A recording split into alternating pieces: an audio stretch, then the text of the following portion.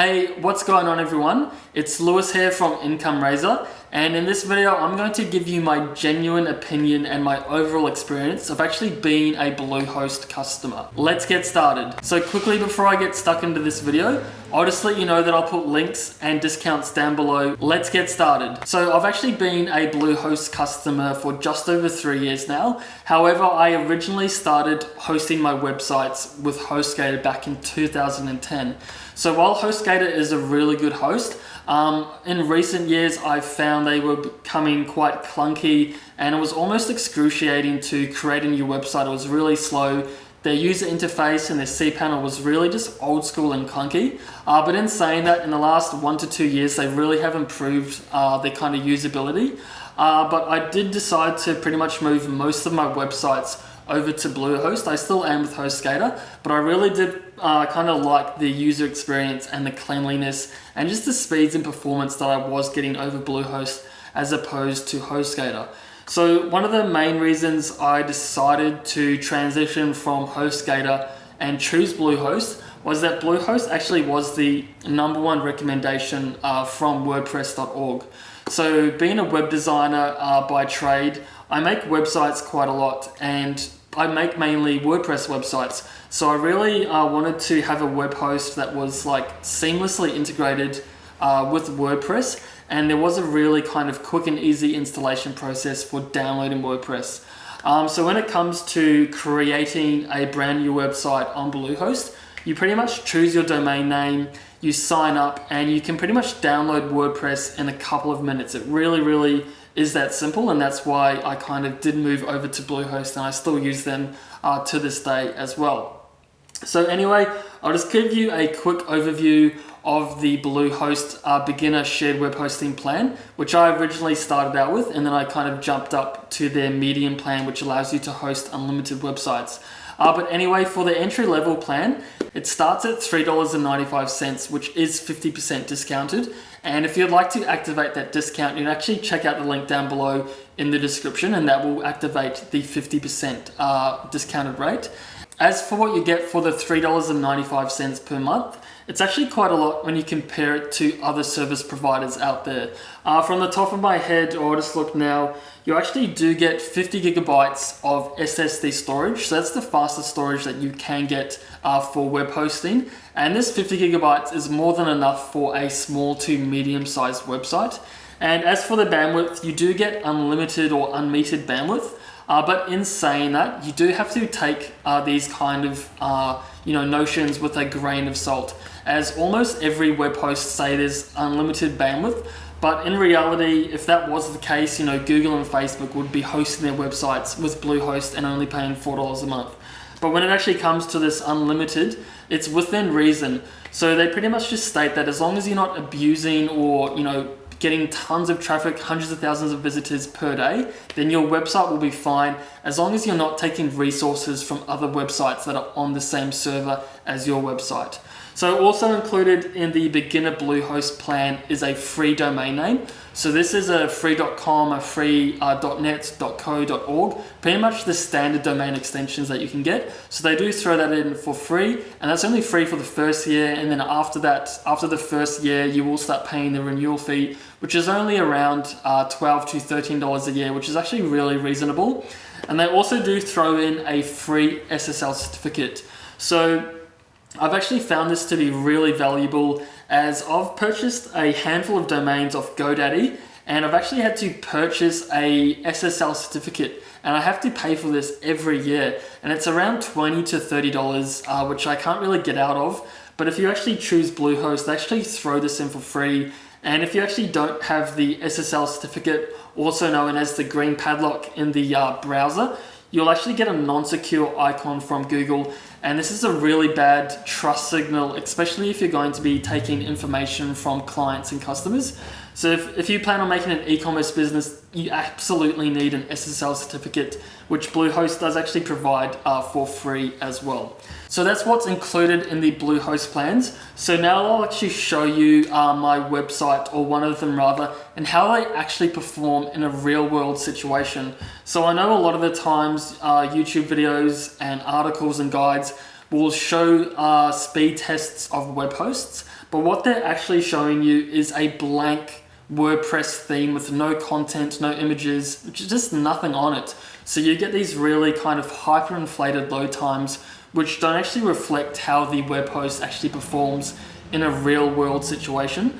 So I'm actually going to show you one of my websites that has content, it has images, and I'm going to show you how it actually performs.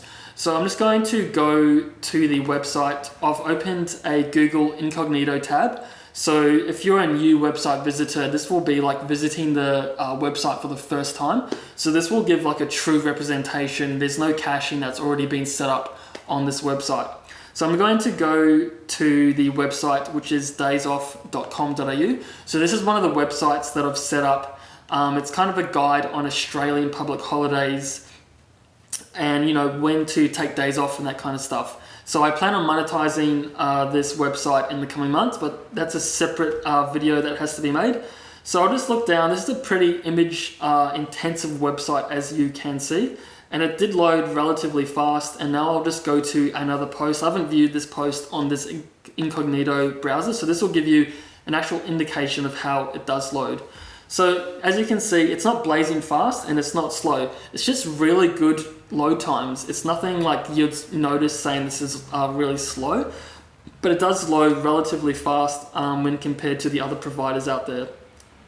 So now I'll just go to another post, and now I'll go to just one randomly here. So as you can see, the realistic load times are more around 500 milliseconds to maybe 1.5 seconds. So this is actually a true representation of how a website will load on BlueHost. So just to show you a bit of proof, just to show you that this is actually hosted on BlueHost, I'll just go to a website just so you can see that it is actually hosted on BlueHost. So if you go over to Web Hosting Hero, and if you put in a domain name, you can actually see who is hosting a website, or which web host is hosting it rather. So this will just take a couple of moments, and then it will come up with BlueHost.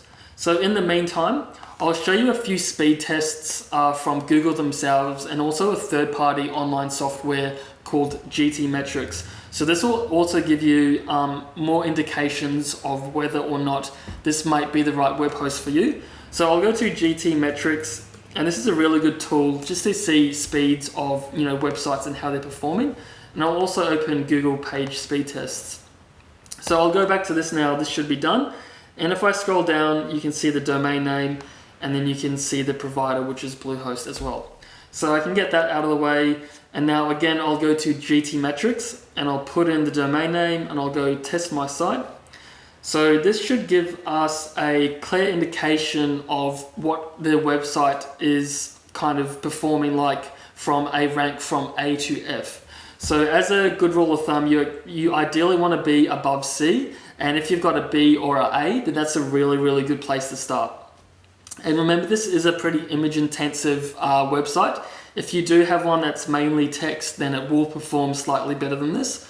So if I scroll down, you can see the average speed test is B, and the Y slow score is also B as well. And the fully load time is 1.2 seconds. And you can scroll down, you can see the marks on the website and so on. So now I'll go over to Google Page Speed Test, and I'll do the same thing. I'll put in my website, and this is the actual indication from Google themselves. So speed test is actually a ranking factor if you are trying to show your website as fast as possible on Google and get a really good SEO score. So this is actually how Google ranks websites and whether or not they penalize them or put them up in the search rankings. And this is also a really good tool because it does show you mobile and desktop as well. So for the mobile score, it is 71. So it is almost in the top 25% of speeds. And then if I go to desktop, it's scoring an 84, which is actually really, really good for a shared web hosting plan. So that's the speeds out of the way. And you can check out my website if you actually want to get a real world kind of scenario of what a BlueHost website actually performs like. So another advantage to using BlueHost is that they do have really, really good uptime. There's multiple quotations of the uptime being between 99.98% and 99.99%. So if you're unsure of what uptime is, It's the percentage of time your website is successfully online. So, while maybe 95% still might sound pretty good, if I got 95% on an exam, I'd be pretty happy with that. But when it comes to websites, that means your website literally isn't online. People can't even access it for 5% of the time. So, that might not sound too bad, but when you stretch it over maybe a month or a year, this could equate to days, weeks, or even months where your website simply isn't online. So this is pretty disastrous if you're running a business where you're getting constant leads and business and revenue and traffic. So you ideally want to get as close to 100 as possible, but in reality, not pretty much every web host doesn't have 100%, because there are maintenance where they have to upgrade the software, upgrade the hardware. So when you can aim for a uptime, you want to try and aim to as close as 100 as possible. And as for BlueHost, it is 99.99%. So that is a really, really top-notch uptime, and you'll pretty much be online pretty much throughout the entire year. Your website might be down for a couple of hours, which actually isn't too bad when you look at it over the grand scheme of things. So as for the customer service of BlueHost, they do offer ticketing support, phone support, and also email support. So I've only had to actually personally call BlueHost once, as I actually downloaded a bit of a dodgy plugin on WordPress and it kind of crashed my website. So I actually had to call BlueHost and ask them to uninstall that plugin and get my website up and running pretty much straight away. So I think from memory, the wait time was only around 1 to 2 minutes, and the overall call only took about 5 minutes from calling up, removing the plugin, and getting my website back online, up and running.